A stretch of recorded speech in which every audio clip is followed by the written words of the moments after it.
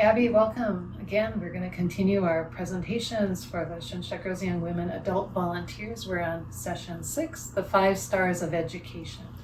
There's a lot to learn in these 5 stars, but they're really helpful when we work with our Schoenstatt Girls and Young Women. I agree, and it's great that we can kind of hone down little by little what we've been talking about education. Seeing that ideal in Mary, understanding the why behind to help unite God and life anew, and seeing how Schoenstatt wants to do that, what education is, and now what are some, I would say, methods by which we approach that education, in all encompassing holistic education, but sometimes helpful to see it from different angles and different tools that we use. So we're going to look at these 5 areas of the human experience from which we approach our education, based on what Schoenstatt's founder, Father Joseph Kentenich, called the 5 stars of education. So the first one is education through ideals. Can you tell us a little bit what that means? Oh, wow. Yeah, let me think. So an ideal, I think the first thing we can see the word idea, right, in that word. So what is that original idea that God has had of each person?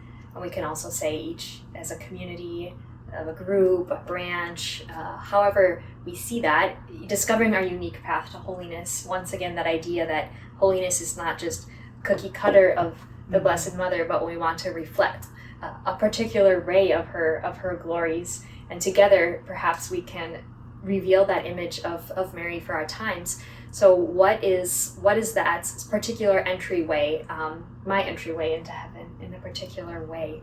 And so I think it's also important to realize that as we recognize that, it's also something that can accompany us our whole lives, a permanent path to holiness. Many things about my life might change, where I live, the people in my life, my friends, family, my job, my state in life, all these things change, but God's idea of who he wants me to be and what he fundamentally wants me to give to the world through him never changes, and that provides a source of anchor and stability, and that no matter, I'm always being educated according to one aim, even if the means in my life are very different.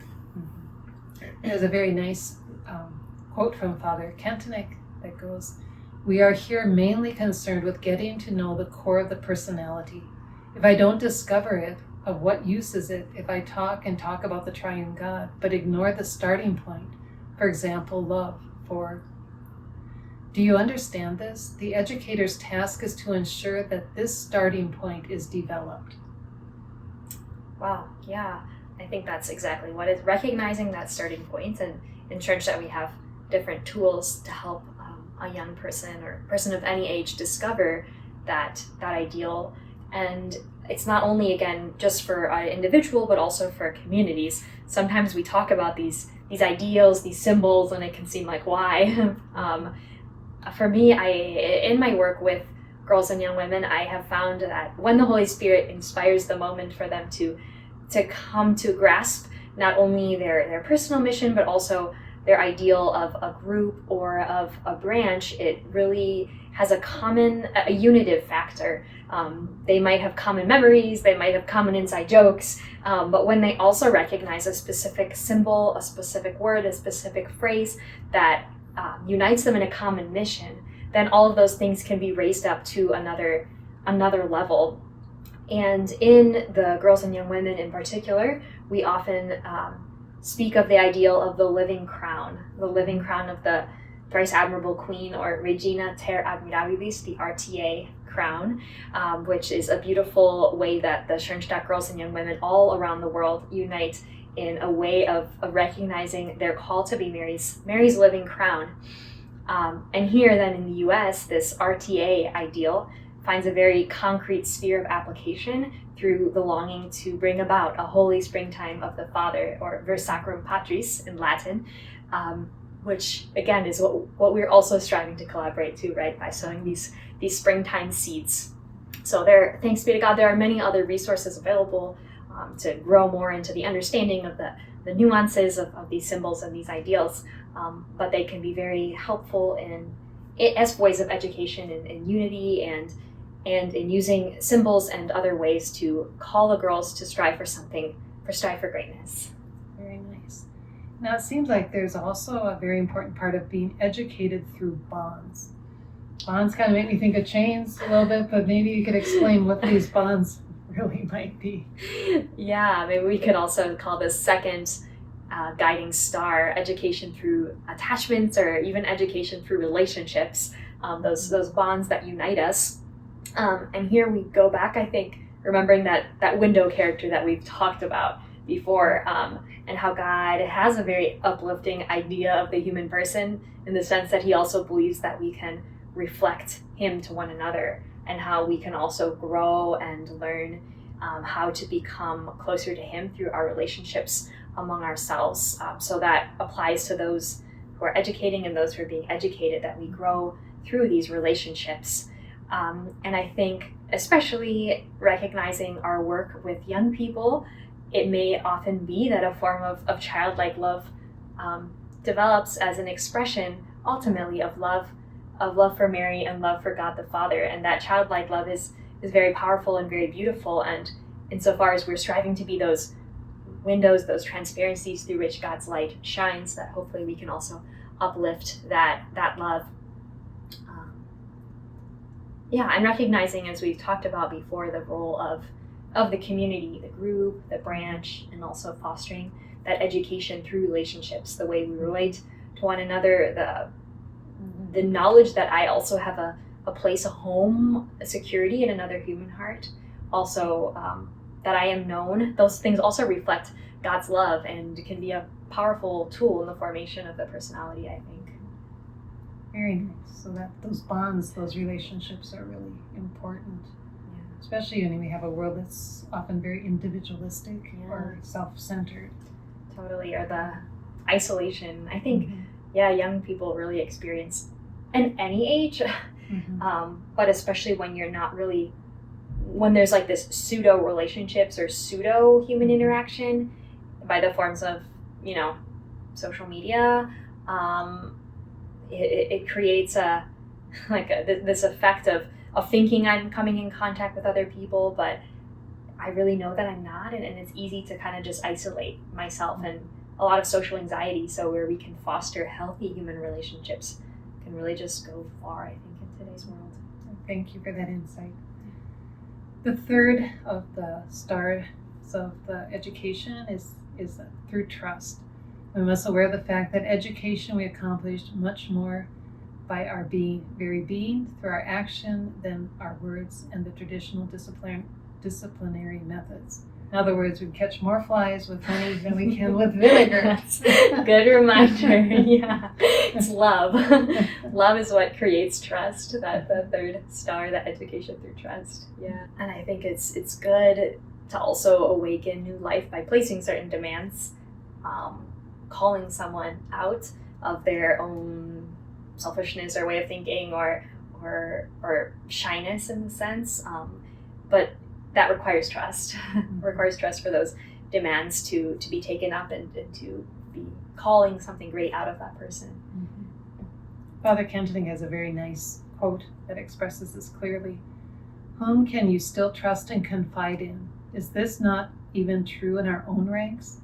Someone can come to me with the most pious expression in the world, and I, knowing religion, can also be exploited, suspect him of being out to hoodwink me, mistrust. Add to this that the modern person has become totally rootless and wavers to and fro, and you will understand from where this terrible lack of trust comes. Then you will also understand that in the end, the one who will always be victorious is the one who invokes clear principles, who looks neither right nor left, but unswervingly goes his or her own way, regardless of whether success or failure marks his path. Today, a person will for a while bow to the educator who plays both sides of the game, but it won't last long until he seeks shelter in a person who is anchored in the eternal, the person of God. Wow. What does that mean to you? Wow. Well, what do I think that means? Wow. Yeah, I guess, young people, people of any age, but especially in our world, which it has a real crisis of authority. It's hard to know whom we can trust. Also based on real experiences, that where often our trust is is misguided or our trust is disappointed, to know that there's like this, maybe the sixth sense for looking for the credibility of a person. And so our desire, our efforts to be people who are trustworthy is also sensed by others. And at the same point, I think young people need to know that there is someone who stands behind them, and someone who also, again, that anchoring in God. I think it's important because it knows that like I am also a person who is anchored in something greater beyond me. It's not just me, but again, it's who's standing on the other side of the window that I'm dependent on. I'm a person anchored in God, and that's what makes me trustworthy. It's not because I'm great and deserving of trust, but because I'm trying to reflect God and to be faithful to that love that's given to me. And I think a powerful way I've experienced in my own life too, that when I'm like, especially as a young person starting to take on responsibilities. I remember some years ago being in a new situation where I felt like the task was way over my head. And so I'm incompetent. And then my boss at the time said, no, you're not incompetent. You just, you need a little more confidence. And I came to think, wow, I think she has more confidence in me than I do in myself. I think she still does. But like that experience also of saying, wow, she thinks I can do this, helped me even try to do it, because if I already don't know if I can do it, but if since that no one knows that I can do it, then I am not going to try. But if I sense that someone who is a trustworthy person believes in me, is delegating tasks to me, asking something of me, that will help me rise to the occasion and want to do that, because I want to also rise to that occasion and prove them right in a sense. So the fourth of the 5 stars of education is the grace in the covenant. And in Schoenstatt, there is nothing as effective in our education as the covenant of love. We've talked a lot about the covenant of love. And Father Kentenich coined the term covenant pedagogy. And it refers to the pedagogy strength and effect of his attachment to Mary that he had personally, and that he afterwards passed on to his students at the beginning of Schoenstatt, and then eventually transmitted to all Schoenstatt children. And it's something very beautiful. Where the Blessed Mother was Father Kentenich's educator throughout his whole life. It wasn't like she peered to him and educated him, but his loving connection through this covenant with him gave him the inspirations of what he could do out of his love for Mary. And this was how he could give witness to the effectiveness of living the covenant with her. If you really love somebody, you want to do what they want is best for you. And I don't know if you ever experienced where you don't have to tell the person, but they kind of know it because they love you, of what wants to be done. Yeah, exactly. And it's so consoling that he could have that experience without an extraordinary apparition. That means we can also have that experience, that Mary can be just as real in my relationship, and that can be a relationship that really forms me, even just experiencing her in the ordinary ways of life. And I think, as we've been talking about previously, because Mary as that window, that entry point into an experience of God, that covenant, the covenant that we speak about, the covenant of love with Mary in Schoenstatt, again, is that renewal and deepening of our baptismal covenant, that participation in Christ as the new covenant, that covenant, that way of God trying to unite himself with his people. So by sealing a covenant of love with Mary, we are deepening our covenant of love with Christ, with the Holy Spirit, with God the Father. So it's really something that can be effective in really covenant pedagogy, educating us to be deeply bound to God. That's the bottom line, I think. And then, as you said, forming that Marian, that love for Mary, that forms a Marian attitude, as we've talked about, and the attitude that then forms deeds. Very nice. And then the last point of the 5 stars of education is the dynamism of life. And we are seeking to translate our faith into life. This is not a theoretical life. We're working with the concrete life, our life, the life of those we're working with, and therefore we have to get to know and serve the real life present in the souls and in the group.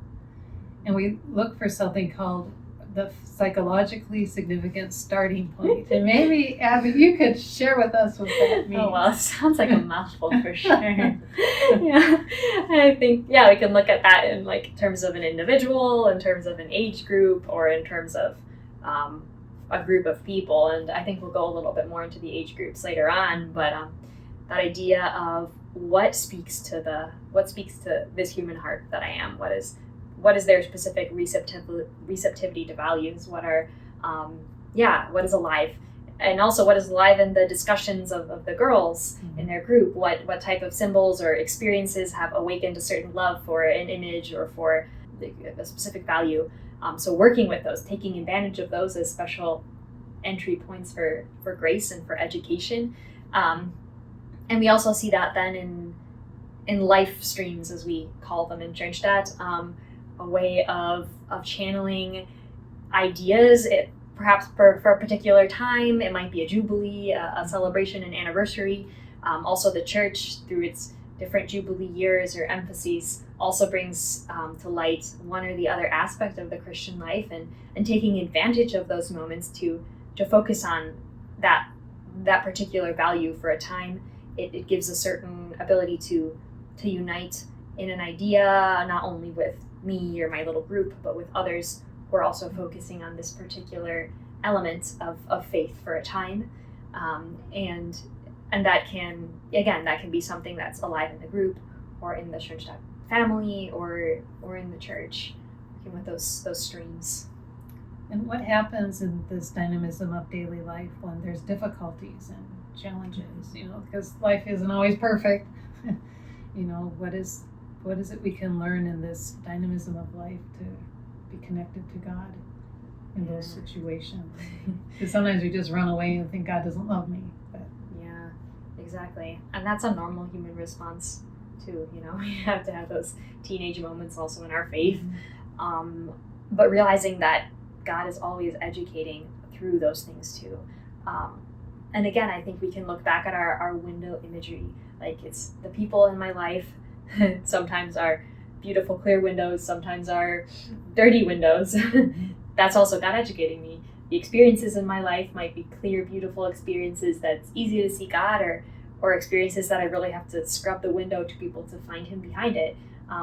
But it's ultimately God and the Blessed Mother who are responsible for our education, and they really want us to get to heaven. So they're also going to send us those experiences in life if we can open our minds to try to find the rays of God's love behind them. I think that's kind of the key. So ultimately, God and Our Lady are responsible for our education. That's what it sounds like. Right? This can give us a lot of peace. There's a quote from Father Kentenich: "For as Christians, we know that in the providence of God, the all-wise creator of the universe and the great educator, a certain tension will always remain between this extraordinary educational anxiety and care for our task, and a divine carefreeness. Divine carefreeness. Who is it, after all, who holds the reins also of education in His hands? It is the wise God, the divine artist, and as an instrument in His hand, it is also the Blessed Mother, the great sculptor of God's children, the great educator of the world and of people."